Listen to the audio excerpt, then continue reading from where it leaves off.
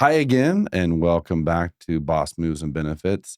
This is Ken Ball, and I'm the president of Custom Benefit Consultants and CBC, and the president and owner of Control Source Inc. Control Source Inc. is our third-party administrator.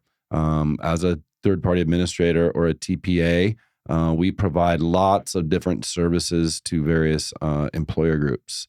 Many of which you're probably familiar with. So block and tackle type services that most modern employee and benefit plans have embedded within their offerings, like flexible spending account administration, health savings account administration, COBRA administration. But we also do some unique things that many of our clients enjoy, and one of them is leave administration. So along with Robin Ball, the founder and CEO of CBC, we have with us today the leave of absence manager at Control Source, Sheila Bowers. Welcome, Sheila. Thank you. So Sheila, we're excited to dig into leave of absence. I think it's an aspect of employee benefits that it plays such a critical role and probably does not get talked about enough within the context of a broader employee benefits offering. But I wanted to just kind of hone in on your background and experience first. Just talk about your background in employee benefits and leave in particular, and what brought you to Control Source. Oh man. So I landed into leave administration completely by accident. Well, to be fair, none of us raised our hand in fourth grade and said, I want to be in I want to insurance. be right. No. I was actually I had just finished school for medical assisting. So I had my medical assisting diploma and I was working as a back office medical assistant for a cardiologist. And honestly, I wasn't making a whole lot of money. I was 19. My daughter wasn't even a year old yet. And I was like, I need, a better job. So I ended up getting a job at another third-party administrator. And I just came in for, as a medical assistant. They said, we just need you to make phone calls to doctors' offices. We need you to follow up on paperwork and see if you can get paperwork sent back for these leaves.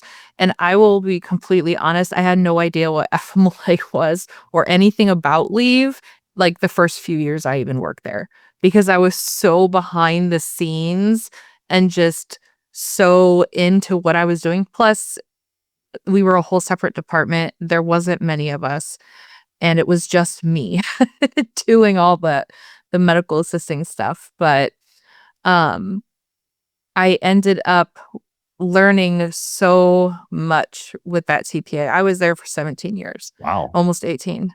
And it was meant to be a stepping stone because I was actually going to school for something completely unrelated. And it was meant to be my stepping stone, but I stayed because the more I dug into FMLA and ADA, short-term disability, the more I found that I loved it. I can't explain why. Leave administration is a bear. It really is. And when anyone brings up FMLA, I feel like there's that cringe moment where they're like, oh, that's what you do. And I'm like, yes, it's great. But I don't think many share my same passion.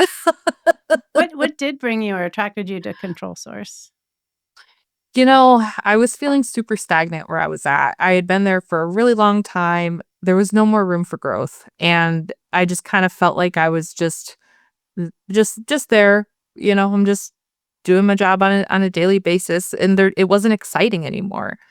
And when I had learned that there was an open position at Control Source for someone to come in and really build out the leave administration department, I was so excited and I applied. And when I got that first interview, man, I was nervous, but I was like, you know what? I'm just going to share my whole passion. So that's what I did. And I'm so glad to be here because really this department is exciting and we're bringing it, we're really bringing it ground up.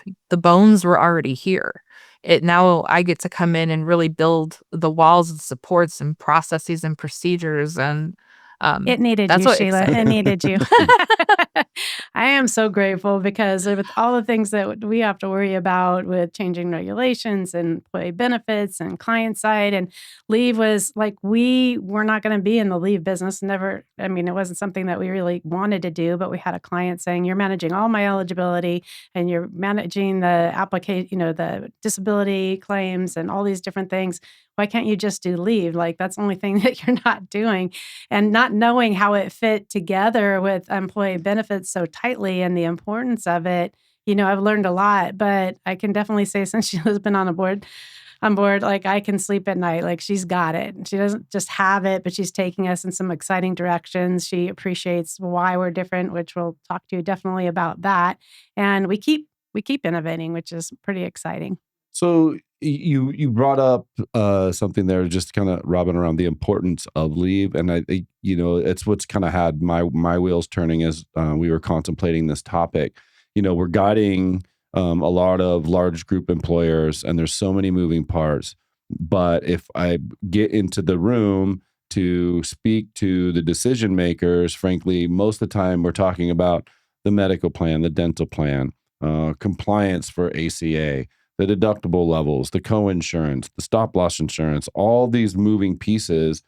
But leave really weaves its way through all of that, right? It touches so much of what we do and can have an impact on all those things relative to their eligibility, to their contributions, when they are on the plan, when they're off the plan. So, I say all that to kind of throw the ball to you, Sheila, and kind of give us your take on the importance of effective and comprehensive leave policies, and it's not just FMLA, right? Yeah. From the leave standpoint of everything, just everything as a whole, a lot of employers don't realize how much value there is, in really understanding FMLA. And it does weave its way through these other, things, COBRA, for instance. With FMLA, once you exhaust your 12 weeks, generally most employers would then move you to a COBRA plan. And where we get to come in and kind of like weave our way through, and it's we get to work with those people and help them get their COBRA in place.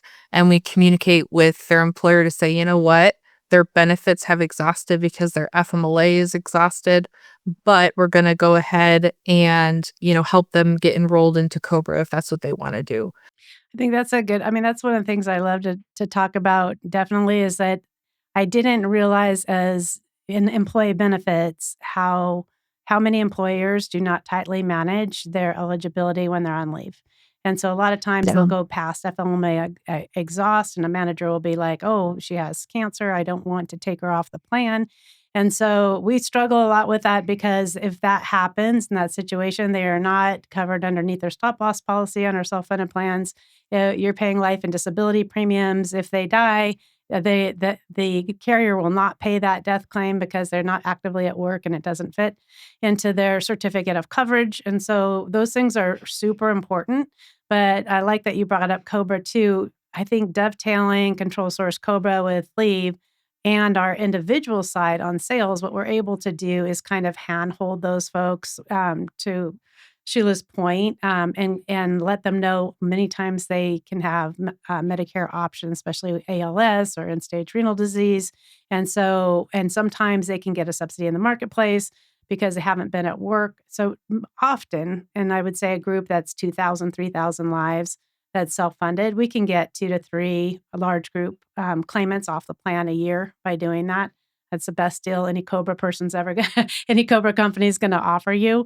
But more important is really that compliance piece at the point that they are not eligible. And exhaust is a natural one, but there's lots of other leaves that are similar, and how your plan doc aligns with them and how it's administrated is important. Sheila, give us a day in the life of the leave administration manager. Every day is different. Nothing is ever the same. It's always some, new thing that happens every day. And like yesterday I came in and I'm like, ooh, it's a busy Monday. Let's go. So it was very much, I was jumping on and off the phones and helping the team get through their day because they're answering the phones and I'm on the back end like, okay, where can I help everybody? So clearly, it really just kind of depends on volume of issues, volume of calls, types of issues that are coming through your shop on any given day. And that kind of strikes me with one particular thought, which is just how things can vary from client to client. So the Family Medical Leave Act is the Family Medical Leave Act, right? It's federal law. However, different clients may have different leave policies that they ask us to administer. They may or may not have short-term disability that integrates with leave policies. Certain states have state short-term disability, certain states do not. And then there's other things that can be particular about any group client. So I guess just talk about your experience with that and how we're able to accommodate those. The one thing I have learned so much coming to Control Source and CBC is how different we truly are. Coming from the TPA that I was at, you have your standard things. You have a big leaves, you have a really big contact center. So you have a centralized place where everyone's just kind of pushed in with their questions. And then it's just triaged out to department. Like, oh, this person had a question about eligibility, so we'll send it over here. With that giant call center experience with everyone calling in, everyone was so frustrated by the time they got over to who they had to talk to because they just wanted an answer right now. They're really worried. They're either out for a super happy time, maybe they're having a baby. And then you get the others that are out because they have a serious issue going on. Excuse me. So by the time those people get to you, they're so frustrated from the runaround. And so when someone calls in for us, the leave administrators directly, they're the ones picking up the phone. They're the call center. So they get to start that relationship with that employee as soon as they answer the phone. As soon as they answer the phone, they say, you know what? I'm going to help you from start to finish. You don't have to leave a message because someone is always going to answer this phone because it is our call center and it is always staffed. Whether it's myself or another manager going in to help out, we all jump in and help with calls. But really, other TPAs as well, they're there to manage a process. I'll collect paperwork, we'll approve and deny the leave, we'll track the leave. But where we come in and we're so much different, we've built so many customized processes that have now become the standard for all new clients going forward. Like one of the clients I was learning about when I first got here, they were the ones that had so much robust stuff going on. Like they had this whole failure to return to work process that was only for one client. And I was like, I love that process. I really do. There's so much value in that process because other third parties will just literally say, well, did they go back to work or did they not? They're not going to take it for any further than that. And they're not going to confirm that they returned either. They're just going to close out the leave and move on. Whereas we follow that completely through. If they didn't return to work, we are now sending them a notice that says, hey, you didn't return to work. Please notify us within 5 days to let us know if you're going to be extended or send in your fitness for duty. And so I took this process and applied it to all of our clients. So what I'm doing now is taking those processes, that failure to return process, same with failure to provide documentation. Most people, TPAs, when you get to day 21 of paperwork due, they just deny and close the leave. We reach out and say, hey, your paperwork was due. Please try to send it in within the next 5 days. And then there's 2 more touch points after that. I've taken those processes and now applied them to all of our clients because that is now the standard going forward for every single client that comes in. So that, to me, that speaks to 2 different things. One, the fact that from client to client, group to group, and sometimes state to state, that leave rules, there are some differences, right? And so then we either need to help them shore that up, or we need to have a client-specific policy to address that. And then the other thing I think it speaks to, and I know, Robin, this was something that you really wanted to key in on, is just the staffing model, right? And then how we're able to help see these leaves all the way through.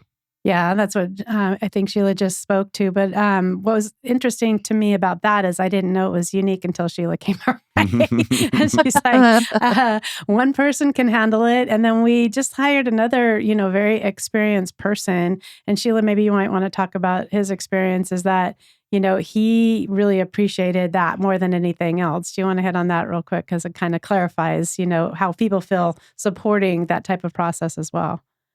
Yeah, I did hire in someone recently, and he came from another TPA, just like I did. And when he came in, I was letting him know, like, hey, this is one of our processes, and I was explaining it to him, and he said, wait a minute.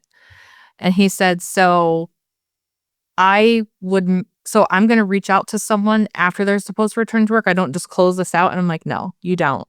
And his mind was absolutely blown. He just could not believe that we manage a process that's so robust to like that extent, because it's true. He came from another TPA. They just closed the leave.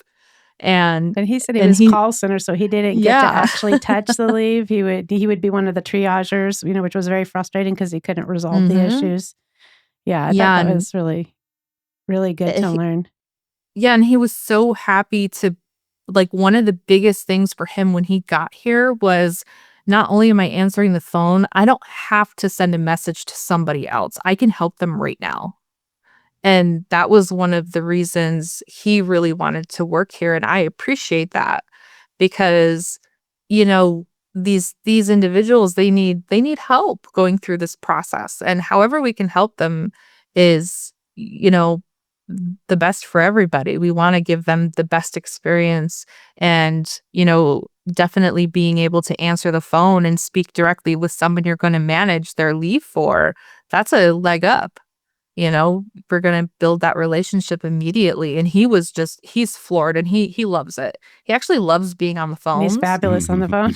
He's so good on the phone, and all around, all the leave administrators are they're all great, but he's so fantastic on the phones. So this is good, because I think you're taking the conversation somewhere that we really wanted to shine a light on, which is the things that we do differently than kind of the typical TPA and the typical leave administration. And I would say that this is where kind of the historical kind of ethos and approach of CBC is impacting things that we do on Control Source, so to speak. So for years with CBC, we've let our clients and prospects know, like, hey, we will do completely custom automated process development for you with custom communications, a branded site. We really want to make this consistent with your culture. This isn't kind of a widget that you just buy in the store, right?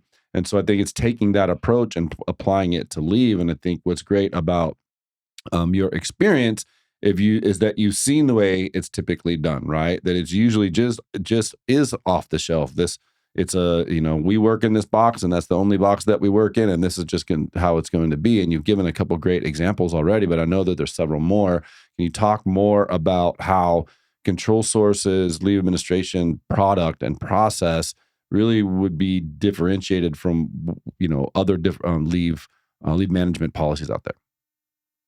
One of the biggest ones is going to be next day return to work monitoring. And what I mean by that is, most TPAs, when you get to that return to work process, that's it. They're closing the claim down.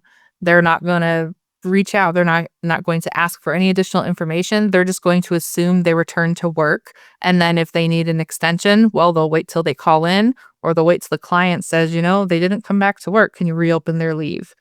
But we're actively collecting return to work notes and releasing people to return to work. So because we're doing that, we're really taking that off the client's plate, HR's plate. They don't have to worry now about collecting a return to work note and facilitating that. We get to collect that for them and release them to return to work. And that's their trigger point. Once they get that release from us, they go ahead and they're like, yep, I can put them active now, in their ADP, Workday, whatever system they're using for timekeeping. And they can make them active, get all their email accounts back up and running. And that's not something any other TPA has done, to my knowledge. And that's kind of one of my favorite processes, because we can facilitate that. We know what's going on with these employees, especially those that are out for a really long time. We get to facilitate their return to work. And it's all around. When, like yesterday, somebody sent in their return to work note. I released them and I emailed them back and I said, I hope you have a really good first day back. I mean, who else is going to tell you that? That's awesome. Can you hit ADA a little bit? I know that that's a big topic in the leave world, and how we approach that. So with ADA is another beast. Mm-hmm. It really is. But what we do a lot differently is other TPAs, they may have, an interactive process, but it's honestly a whole separate department. They take that completely separate, and that's it. They just collect, paperwork and just send it to the client. That's it. There's nothing else that they do. What we do with ADA, and I was actually discussing it with in an implementation meeting this morning. We are here to help them with the recommendation. We get the ADA paperwork and the doctor saying, we recommend continuous leave from this date to this date. Here's the reason, here's their job duties. And we then take that paperwork and we reach out to HR and we say, John Smith sent us his ADA paperwork today. He's going to be out at least 6 weeks because he just had surgery. And so we definitely recommend approval of this leave. And the client then says they either agree or disagree. And 99% of the time they agree. If there's something they don't agree with, they actively call their employee and ask, or they ask us to give them a quick call and say, can you ask them about, like this part? I don't quite understand what it is they're saying. And so we can reach out to them. But ADA in general it's its own beast, but we work that right into our daily process. It's not something that we just say, oh, sorry, you have to go talk to this department. We actively go from FMLA to ADA, and we're throwing ourselves right in that mix to help the client and give them the best service possible so they don't have to go talk to another department. So that's a great description. And, it makes me think just about, how we interact together and the people that we interact with on a daily basis at our clients that are the contact persons. Like, this is really important to them, right? And benefits administration, leave administration is really important to us. We understand it and we understand how integral it is. But at the end of the day, we're going to roll up to a senior decision maker who's probably never gotten into the weeds of the day-to-day of leave administration. So I've got a question really, for both you guys, that if you had to just bottom line it, right? You're going to be in front of the CEO or the CFO tomorrow, and you've got 30 seconds to say, hey, this is why leave is important, and this is what we're doing for you. Robin, what will your description be? I think one of our mantras of we serve has to be first. You know what I mean? So, we're definitely the flexibility and the follow through and having primary contact, dedicated support, dedicated phone numbers for every single client. We do it very, very differently. That means that Sheila's team's answering the phone different every single time a different client that they're supporting calls. And it also means that they have different processes and they have different states that they're accountable for. So we have a really polished team that has a whole breadth of what that leave process is. I think, we're super competitive on rate too, and that's important. And if you combine it, if you have a large self-funded health plan and we're managing your leave, you might have a couple large claims come off your roster every year. So how about you, Sheila? What would your description be? Most TPAs, they literally just handle paperwork. They don't dig into the weeds like we do and really help these individuals. we're so customized in that aspect, and that brings us closer to the client and just increases satisfaction overall. And one-touch claim management too. Someone calls in, we can tell them this is what you're eligible for.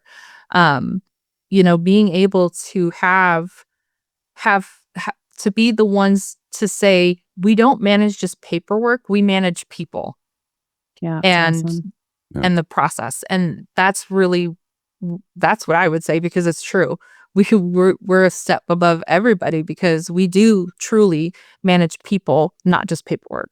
I'd add then too, again, context is everything. And, you're considering the audience. It's one thing to talk to, the HR business partner or, the HR manager, even the director of HR and so on that we are dealing with on a day-to-day basis. But in the rare occurrence that we might be speaking to someone in the C-suite about leave, I would say, we're keeping you out of leave jail, right? And that could mean a lot of So different true. things, right? That is, people aren't slipping through the cracks and staying out on leave when they're not supposed to. They're not staying on they're not staying eligible for your health plan and incurring a large claim when they're not supposed to. So, there's a liability aspect that we're protecting you from.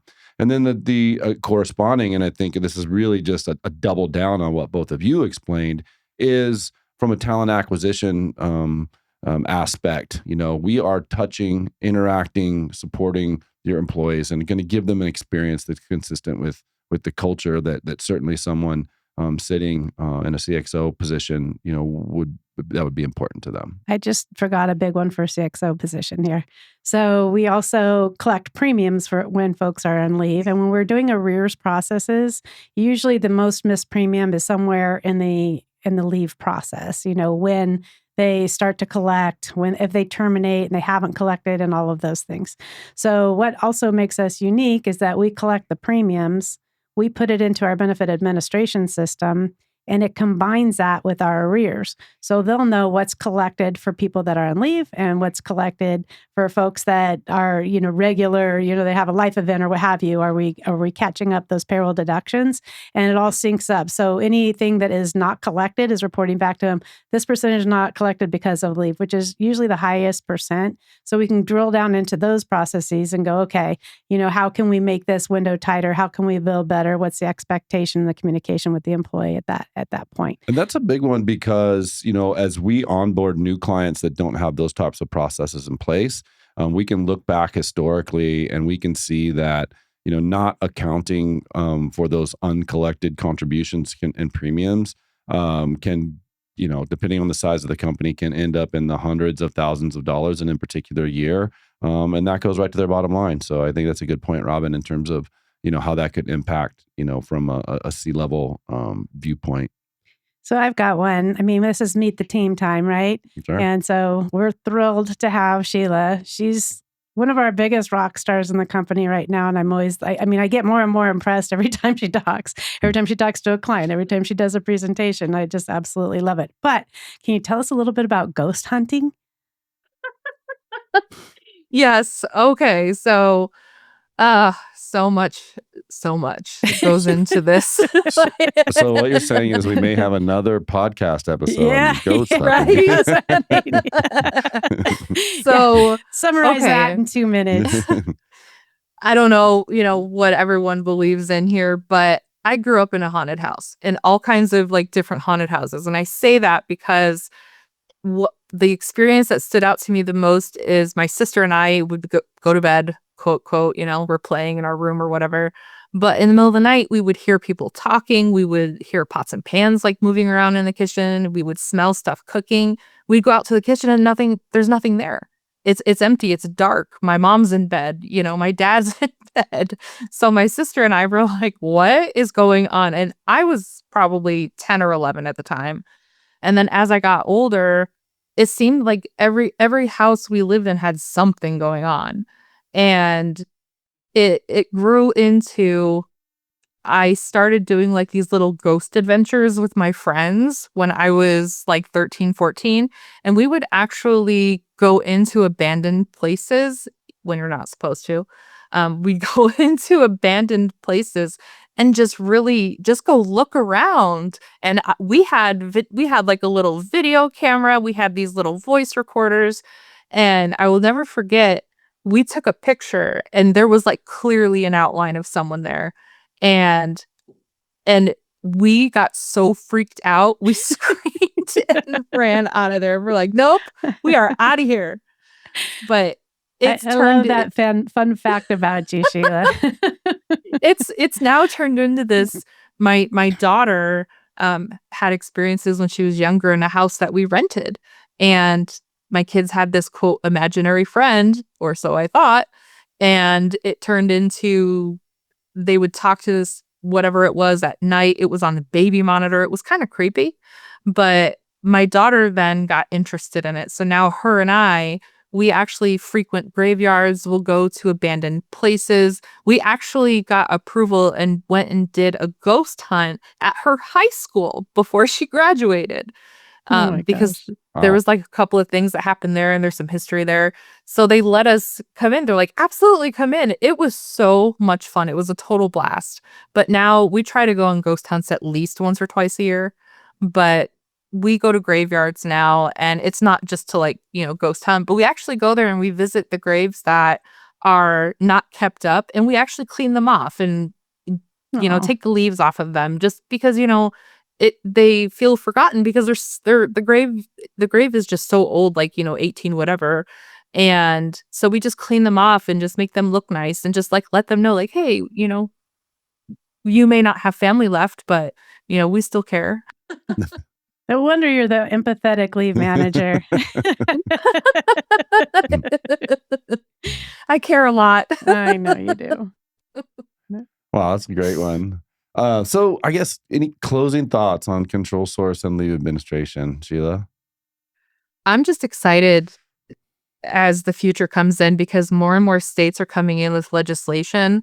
We're going to continue to grow, and I am really excited to see just how much growth we can accomplish over the next year. Did you hear her say she's really excited about more state legislation? I know. See? Said no one. That's a geek. I love leave administration. We love you too. And thank you so much for joining us. Yeah, and I think if there's any single takeaway from this, it would be just the pivotal role that Sheila plays. We really appreciate you and how you've helped shape Control Source and the leave service. And we look forward to growing with you. Thank you so much. Thank you for having me. It was fun.